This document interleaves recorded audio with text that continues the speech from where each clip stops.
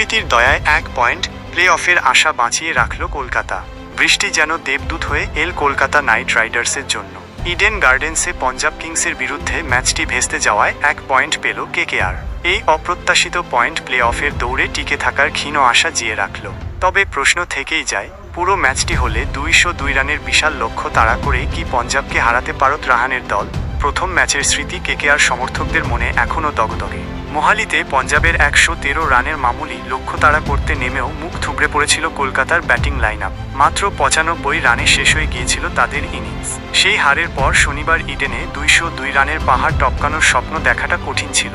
গত কয়েকটি ম্যাচে কেকেআরের ব্যাটিংয়ের যে দৈন্যদশা দেখা গিয়েছে তাতে অতি বড় ভক্তও ভালো কিছুর আশা করতে সাহস পাননি।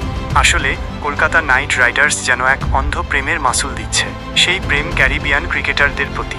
আন্দ্রে রাসেল এখন অতীত দিনের ছায়া, সেই বিধ্বংসী রূপ আর নেই।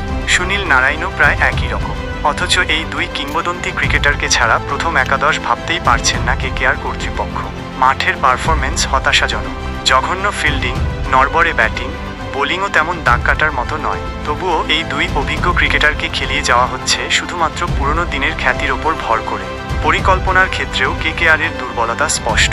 অধিনায়ক অজিঙ্ক্য রাহানে যেন বাঁধা গতের নেতৃত্ব দিয়ে চলেছেন। বোলিং পরিবর্তন কিংবা ফিল্ডিং সাজানো কোনো ক্ষেত্রেই নতুনত্বের বা বিচক্ষণতার ছাপ দেখা যায় না। প্রথম একাদশ নির্বাচনের ক্ষেত্রেও টিম ম্যানেজমেন্টের দূরদর্শিতার অভাব স্পষ্ট।